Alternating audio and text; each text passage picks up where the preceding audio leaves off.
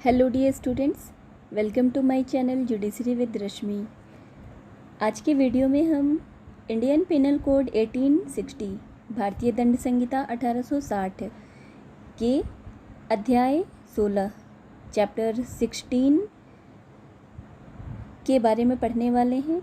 Chapter 16 जिसमें धारा 299 धारा 299 से धारा 377 सेक्शन 299 से सेक्शन 377 तक चैप्टर 16 में कवर किया गया है और यह चैप्टर मानव शरीर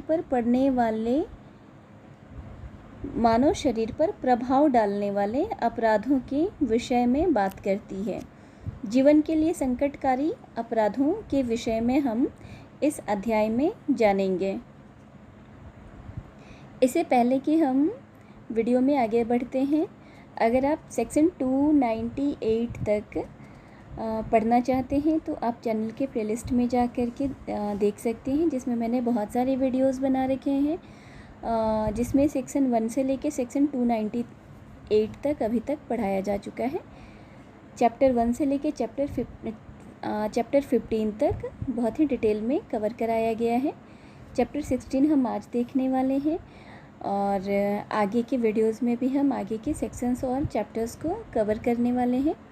तो अगर आप लॉ ग्रेजुएट हैं और लॉ से रिलेटेड कोई भी एग्ज़ाम, मतलब ऐसा कोई भी कॉम्पिटिटिव एग्ज़ाम देना चाहते हैं जिसमें लॉ सब्जेक्ट और इंडियन पिनल कोड के बारे में पूछा जाने वाला है, तो आपके लिए यह वीडियो बहुत ही बेनिफिशियल है। अभी इंडियन पिनल कोड को मैं पढ़ा रही हूँ। ये कंप्लीट होने के बाद आगे के बेयर एक्ट्स, आगे के सब्जेक्ट्स और टॉपिक को भी हम कवर करते चलेंगे। तो आप चैनल पे बने रहिए और ये वीडियोस आपकी लाइफ में कितने वैल्यू ऐड कर रहे हैं हमें कमेंट में ज़रूर बताइए। इसके अलावा अगर आपकी और भी कोई क्वेरीज़ हैं या कोई फीडबैक जो भी आप देना चाहते हैं तो आप कमेंट के माध्यम से बता सकते हैं। अध्याय 16 जो कि जीवन के लिए संकटकारी अपराधों के विषय में बात करती है, जिसमें हम सबसे पहले देखते हैं सेक्शन 299 जो कि आपराधिक मानव वध के बारे में बात करती है। भारतीय दंड संहिता की धारा 299 में आपराधिक मानव वध को परिभाषित किया गया है। धारा 299 कहती है, जो कोई मृत्यु कारित करने के आशय से या ऐसी शारीरिक क्षति कारित करने के आशय से जिससे मृत्यु कारित हो जाना संभाव्य हो या यह ज्ञान रखते हुए कि यह संभाव्य है कि वह उस कार्य से मृत्यु कारित कर दे, कोई कार्य करके मृत्यु कारित कर देता है, वह आपराधिक मानव वध का अपराध करता है।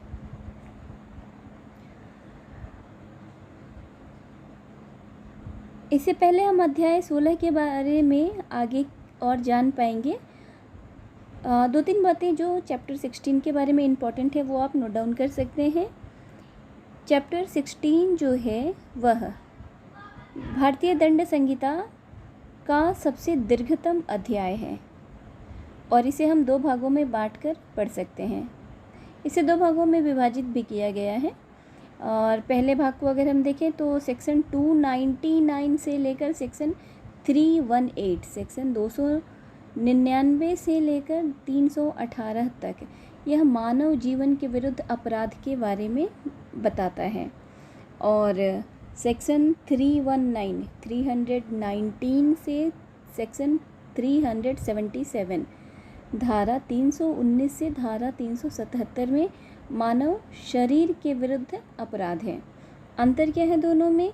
सेक्शन 299 से लेकर धारा 318 धारा 299 से धारा 318 तक मानव जीवन के विरुद्ध अपराध के विषय में बात की गई है और सेक्शन 319 धारा 319 से धारा 377 तक मानव शरीर के विरुद्ध, ऊपर क्या है, मानव जीवन के विरुद्ध अपराध, जिसमें 299 धारा से धारा 318 तक वर्णित किया गया है और धारा 319 से धारा 377 तक मानव शरीर के विरुद्ध अपराध के बारे में बात की गई है।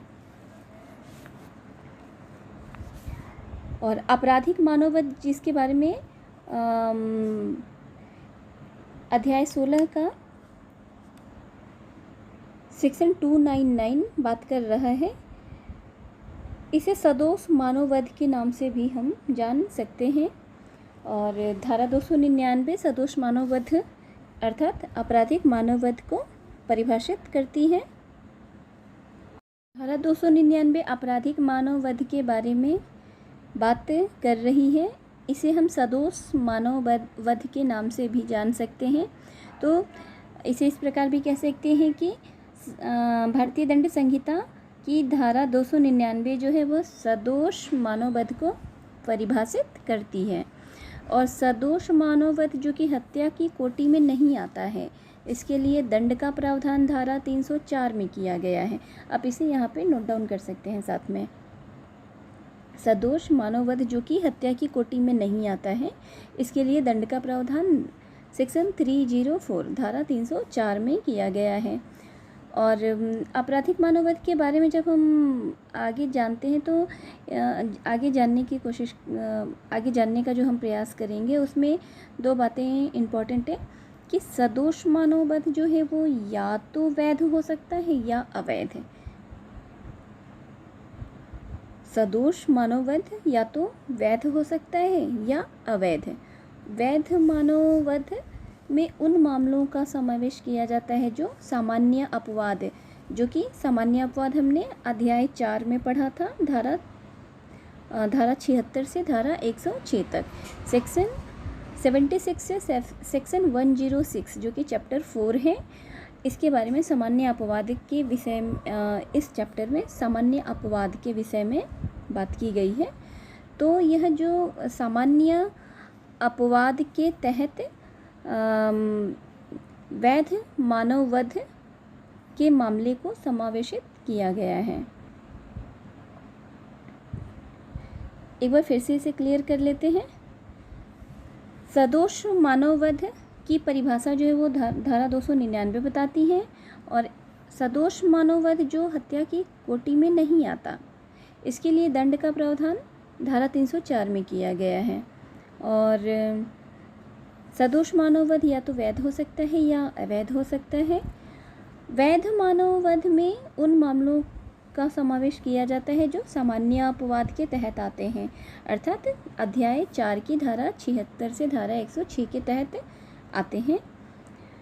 धारा 299 धारा 304 का ये आप यहाँ पे साथ में नोट डाउन कर लेंगे। धारा 299 के पास में ही सारी धाराओं को नोट कर लें। धारा 299 धारा 300 धारा 304 को धारा 305 और धारा 306, इनके अंतर्गत उल्लिखित जो भी परिस्थितियां हैं, उन परिस्थितियों में किया गया मानववध विधि विरुद्ध मानववध होगा। यानी section 299, section 300, section 304A, section 305, section 306 के अंतर्गत उल्लिखित परिस्थितियों में जो मानववध किया जाएगा वह विधि विरुद्ध मानववध माना जाएगा। आपराधिक मानववध की परिभाषा आपने देख ली, जो कोई मृत्यु कारित करने के आशय से या ऐसी शारीरिक क्षति कारित करने के आशय से जिससे मृत्यु कारित हो जाना संभाव्य हो, या यह ज्ञान रखते हुए कि यह संभाव्य है कि वह उस कार्य से मृत्यु कारित कर दे, कोई कार्य करके मृत्यु कारित कर देता है, वह आपराधिक मानववध का अपराध करता है। दृष्टांत के माध्यम से इसे हम समझ सकते हैं। आपराधिक मानववध धारा 299 से संबंधित एक इम्पॉर्टेंट केस है Vasudev versus state of PEPSU. आप इसे नोट डाउन कर लेंगे। कभी कभी ये पूछ लिया जाता है कि इसका नाम क्या है, किस धारा से संबंधित है। तो Vasudev versus state of PEPSU, यह आपराधिक मानववध धारा 299 से संबंधित है। दृष्टांत के माध्यम से हम इसे और विस्तृत तौर पर समझ पाएंगे। उम्मीद है आप बेयर एक्ट ओपन करके बैठे होंगे, पेन पेपर आपके पास ज़रूर होगा। आपको मैं जो भी बेयर एक्ट में लिखी हुई बातों के इतर जो कुछ भी मैं बताती जा रही हूँ, इसे आप नोट डाउन करते रहिए और अपने नोट्स को सुंदर फॉर्म में तैयार करिए। दृष्टांत क देखते हैं। क एक गड्ढे पर लकड़ियाँ और घास इस आशय से बिछाता है कि एतद्द्वारा मृत्यु कारित करे, या यह ज्ञान रखते हुए बिछाता है कि संभाव्य है कि एतद्द्वारा मृत्यु कारित हो, यह विश्वास करते हुए कि वह भूमि सुदृढ़ है, उस पर चलता है, उसमें गिर पड़ता है और मारा जाता है। क ने आपराधिक मानव वध का अपराध किया है क्योंकि क को यह पता है।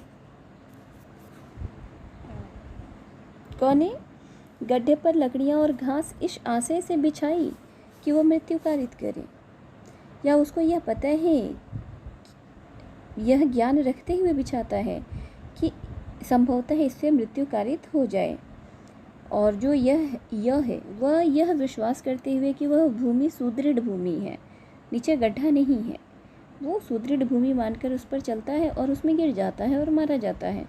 तो यहाँ पे कौन ने ज्ञान रखते हुए ऐसा कार्य किया था कि मृत्यु हो सकती हो, तो यहाँ पे क जो है वह आपराधिक मानव वध का अपराध का दोषी होगा। दृष्टांत ख कहता है कि क यह जानता है कि यह एक झाड़ी के पीछे है।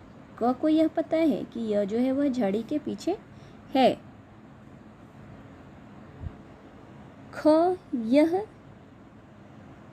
नहीं जानता यह की मृत्यु करने के आशय से, या यह जानते हुए कि उससे य की मृत्यु कारित होना संभाव्य है। ख को उस झाड़ी पर गोली चलाने के लिए क को उत्प्रेरित करता है। ख गोली चलाता है और य को मार डालता है। यहाँ यह हो सकता है कि ख किसी भी अपराध का दोषी न हो, किंतु क ने आपराधिक मानव वध का अपराध किया है। क को यह पता है कि यह झाड़ी के पीछे है। ख इस बात से अनभिज्ञ है। ख को पता नहीं है कि झाड़ी के पीछे यह है। यह की मृत्यु कारित करने के आशय से, या यह जानते हुए कि यह की मृत्यु कारित होना संभाव्य है, क जो है वह ख को उस झाड़ी पर गोली चलाने के लिए कहता है, और इस प्रकार ख के गोली चलाने से यह मारा जाता है। तो यहाँ पर ख को तो बचाव मिल जाएगा, और ख को कैसे सेक्शन 89 का बचाव मिल सकता है। तो ये कैसे मैंने ये यहाँ पे नोट डाउन कर लिया। तो इस तरीके से आप बेयर एक्ट में भी साथ साथ चीज़ों को नोट करते चलेंगे, तो आपके लिए आसान होगा। जब भी आप बेयर एक्ट पलटेंगे तो वो चीज़ें आपके दिमाग में एक जगह स्टोर होती जाएंगी। तो दृष्टांत ख के तहत जो क है वह आपराधिक मानव वध के अपराध का दोषी होगा, और ख जो कि अनभिज्ञ था कि यह झाड़ी के पीछे छुपा हुआ है, उसे सेक्शन 89 का बचाव मिल सकता है। दृष्टांत ग क एक मुर्गे को मार डालने और उसे चुरा लेने के आशय से उस पर गोली चलाकर ख को, जो एक झाड़ी के पीछे है, मार डालता है, किंतु क यह नहीं जानता था कि ख वहाँ है। यहाँ यद्यपि क विधि विरुद्ध कार्य कर रहा था, तथापि वह आपराधिक मानव वध का दोषी नहीं है, क्योंकि उसका आशय ख को मार डालने का या कोई ऐसा कार्य करके जिससे मृत्यु कारित करना वह संभाव्य जानता हो, मृत्यु कारित करने का नहीं था। यहाँ पे कुल मिलाकर इंटेंशन देखना है, आशय क्या है, आशय मार डालने का है या आशय मार डालने का नहीं है। तो दृष्टांत क और ख में स्पष्ट आशय है उसे मार डालने का, बट दृष्टांत ग जो है उसके अनुसार मार डालने का आशय नहीं है और लेकिन फिर भी वह मारा जाता है, तो यहाँ पे आपराधिक मानववध का दोषी नहीं होगा।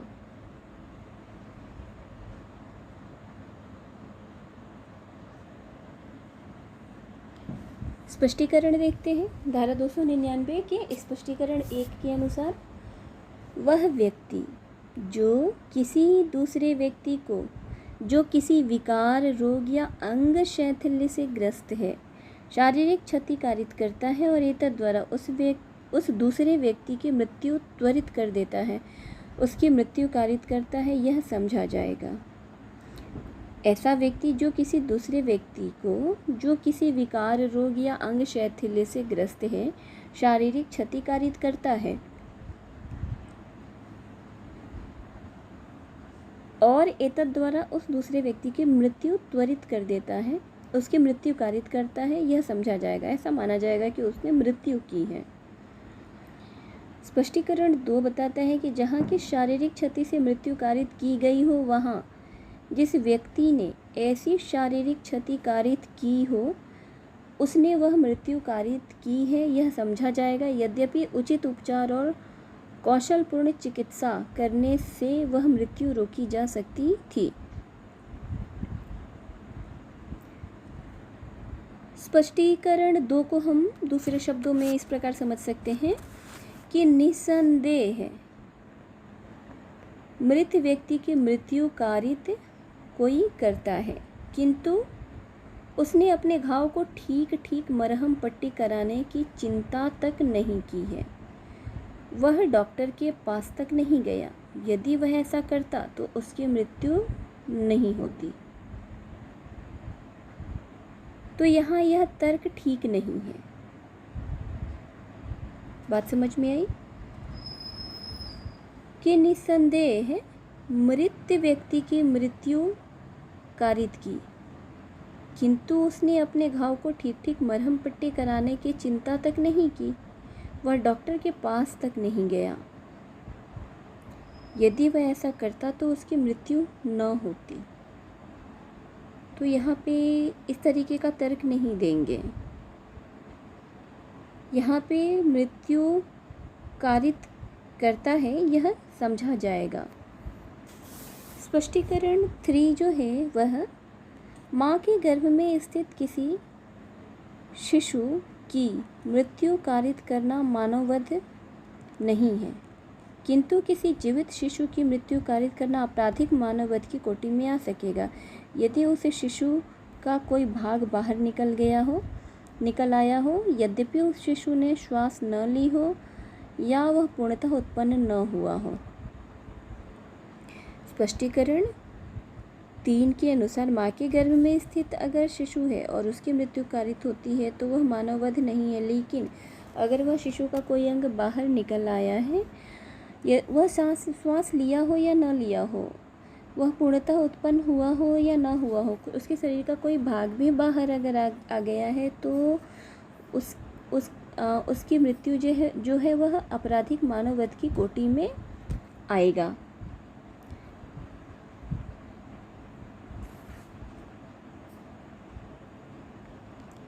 तो आपराधिक मानववध जो है वह हत्या और उपहति से किस प्रकार भिन्न है या किस प्रकार जुड़ा हुआ है, इसे हम इस प्रकार समझ पाएंगे कि धारा 299 यह आपराधिक मानववध को परिभाषित कर रही है और इस संबंध में इस धारा में परिभाषित अपराध एक विशिष्ट प्रकृति का है कि धारा 299 के तहत आपराधिक मानववध का अपराध कब होगा। तो प्रतिषिद्ध कार्य यदि कर दिया जाता है, धारा 299 में कार्य किसी मनुष्य द्वारा दूसरे मनुष्य की मृत्यु कारित करना है। यदि एक व्यक्ति अपने कार्यों से दूसरे व्यक्ति की मृत्यु कारित कर देता है तो ऐसी अवस्था में धारा 299 की पहली शर्त पूरी हो जाती है, परंतु केवल इतने से ही आपराधिक मानववध के अपराध का निर्माण पूरा नहीं होगा, जब तक कि उसके लिए अपेक्षित मानसिक दशा के तत्व का उसमें सही सहारा न लिया जाए।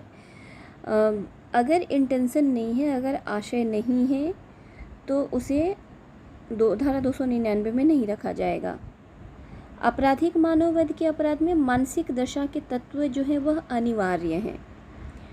जब एक व्यक्ति की मृत्यु दूसरे व्यक्ति द्वारा कारित कर दी जाती है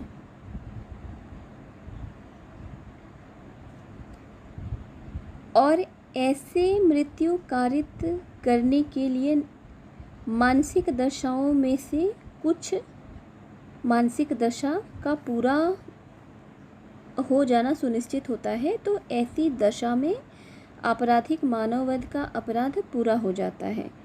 और ऐसी मानसिक दशाओं को 3 श्रेणियों में रखा गया है। पहली श्रेणी जहाँ पर कि कार्य मृत्यु कारित करने के आशय से किया गया होता है। वस्तुतः किसी व्यक्ति का आशय इस बात से पता लगाया जाता है कि वह व्यक्ति अपने कार्य से कौन सा तात्कालिक परिणाम प्राप्त करने की इच्छा रखता है। और ऐसी स्थिति में यदि एक व्यक्ति दूसरे व्यक्ति पर गोली चलाता है, तो ऐसी अवस्था में उसकी इच्छा यह होती है कि जिस पर गोली चला दी जाती है उसकी मृत्यु हो जाए। इस प्रकार अपने कार्य से वह जिस तात्कालिक परिणाम को प्राप्त करना चाहता है वह दूसरे व्यक्ति की मृत्यु है। तो ऐसी अवस्था में यह कहा जाएगा कि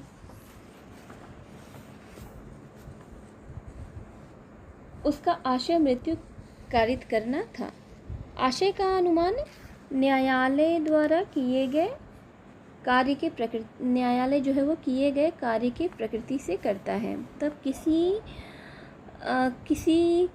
किसी कार्य में मृत्यु कारित करने का आशय था या नहीं था, तो यह आशय जो है वह इसका अनुमान न्यायालय किए गए कार्य की प्रकृति से करता है। और इसलिए जहाँ पर कोई व्यक्ति मृत्यु कारित करने के आशय से कोई कार्य कर देता है और उसके परिणामस्वरूप मृत्यु हो जाती है, तो ऐसा जो अपराध होगा वह आपराधिक मानववध का अपराध होगा। और पॉइंट नंबर 2 इसके लिए है कि जहाँ पर कोई कार्य ऐसी शारीरिक क्षति कारित करने के आशय से किया जाता है जिससे मृत्यु कारित करना संभाव्य है, तो ऐसी स्थिति में भी यदि ऐसे कार्य से मृत्यु हो जाती है तो भी अपराध आपराधिक मानववध का होता है। और पॉइंट नंबर 3 के अनुसार जहाँ पर कार्य करने वाले व्यक्ति को यह ज्ञान है कि उसके कार्य से मृत्यु संभाव्य है और वास्तव में उसके द्वारा किए गए कार्य से मृत्यु हो जाती है, तो ऐसा भी अपराध आपराधिक मानववध का होगा। और जब तक ये तीनों शर्त पूरी नहीं होती, तीनों तत्व पूरे नहीं होते, तब तक भले ही किसी व्यक्ति की मृत्यु हो जाए, लेकिन यदि ये तीनों मानसिक दशाएं, तीनों मानसिक अवस्थाएं जो हमने पॉइंट 1, पॉइंट 2, पॉइंट 3 में समझा, अगर ऐसी अवस्था में से कोई भी मानसिक अवस्था नहीं है, तो ऐसी अवस्था में किया गया कार्य सामान्य उपहति या घोर उपहति हो सकता है, परंतु वह आपराधिक मानववध नहीं होगा।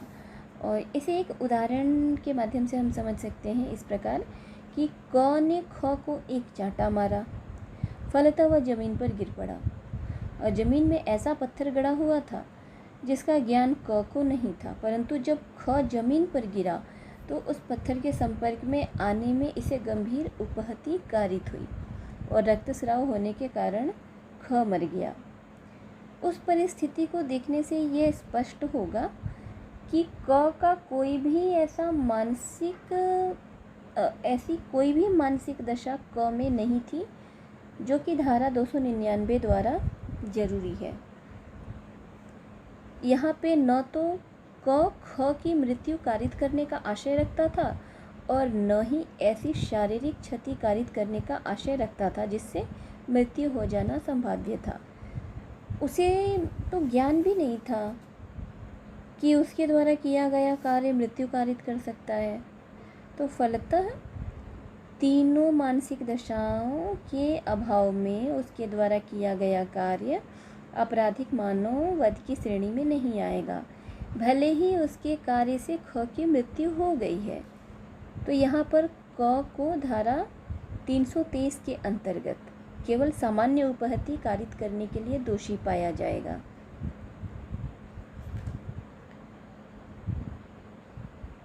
इस प्रकार धारा 299 के आवश्यक तत्व को अगर हम देखते हैं तो यह है कि व्यक्ति की मृत्यु प्रश्न है। ऐसी मृत्यु अभियुक्त के कृत्य से कारित हुई थी। अभियुक्त ने ऐसे कृत्य द्वारा मृत्यु कारित करना आशयित किया या उसने ऐसे कृत्य द्वारा ऐसी शारीरिक उपहति करना आशयित किया जो मृत्यु कारित करने वाली थी, या कि उसने जाना कि उसका ऐसा कृत्य मृत्यु कारित करने वाला था। रणजीत सिंह बनाम राज्य AIR 1994 SC के वाद में यह अभिनिर्धारित किया गया कि अचानक झगड़े और लड़ाई के पश्चात केवल एक बेधन क्षति गर्दन पर कारित की गई, जिससे और अन्य आसपास की धमनियों के कट जाने के कारण आघात और रक्तस्राव से मृतक की मृत्यु हो गई। तो यहाँ पे धारा 299 का खंड 2 लागू किया गया। धारा 299 का खंड 2।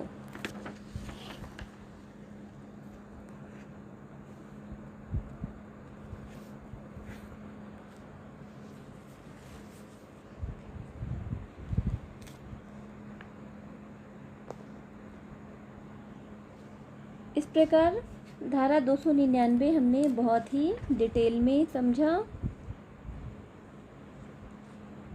और धारा 298 तक अगर आप पढ़ना चाहते हैं तो आप चैनल के प्लेलिस्ट में जाके और वीडियोस के माध्यम से बहुत ही आसानी से इंडियन पिनल कोड के सारे सेक्शंस को समझ सकते हैं।